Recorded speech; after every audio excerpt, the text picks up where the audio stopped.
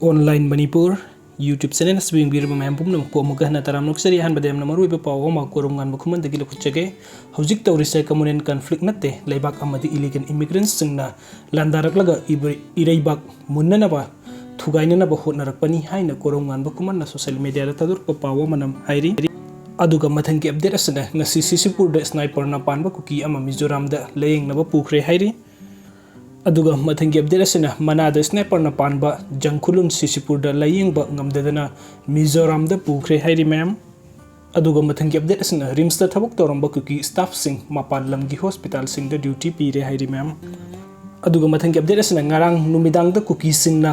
kaplak lipa nongmai adu mmz da tracer yawbo oiramle sawrakna 3700 meter effective range oi aduga 1800 meter na hit effective oi isil inaw singna khara section na laibiu haina social media da thaidokna rekli mayamne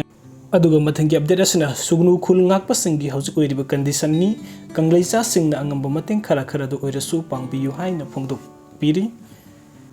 aduga mathangi update asina kanglei pakki maira dagi lokachage lanfam da sangdun lan thengnari ba singi da makta leibak miyam na mateng pangsi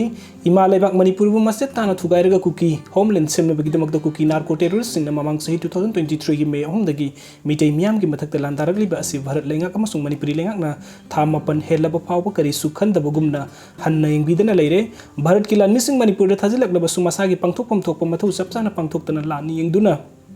laibagum laithokibadagi lan asi loisinba ngamdabagi asobo maram ama oiri haibe yai central force amadi state force na landarak leba kuki narco terrorist sing asi thengnaba ngamdabagi hauji khulngak khunja volunteer sing na lan phamda sangtuna kuki narco terrorist sing kan ba mong da lan thengnari loinana mama leba kidamakta thawaina pon thapi kiba kaya su yaure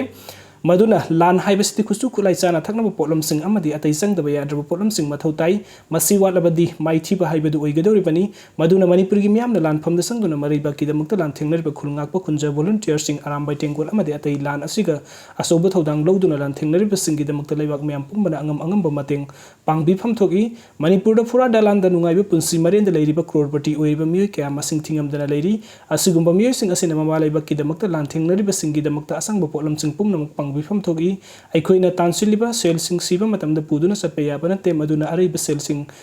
adudagi maribak manipur gi damakta lanfam da sangduna lan thennar ba singi lanfam da mai pak na bagi damakta angamba mateng pang bifam thogi hauzik lambi sorok ta thoktuna lan thennar ba singi damakta mateng pang biu haiduna bikhani bugum niriba silebak miyam pumnamak khangbiram gani imalai bak ki damakta lan thengna bada asang ba problem sing mateng pang biu haiduna bikhani gada banate isa isa na khangna mangjin thana som thoktuna leijaba problem sing mateng pang gada bani mateng pang bi da bagi lamchau sorok thoktuna bikhani bugum nirak bani haiba silebak miyam na khangbi fam thogi hauzik oiriba phibam asidi manipur lengak amasung bharat lengak animak na ireibak manipur khananaba lawpham thokpa thodang adu lawdre haiba tasengna khanglabanina manipuri miyam na maribak manipur khanabagi damakta lawpham thokpa thodang adu lawminaba tai madu lan thengnariba singi damakta awat palaitanabagi damakta arai ba senpam puthoktuna mateng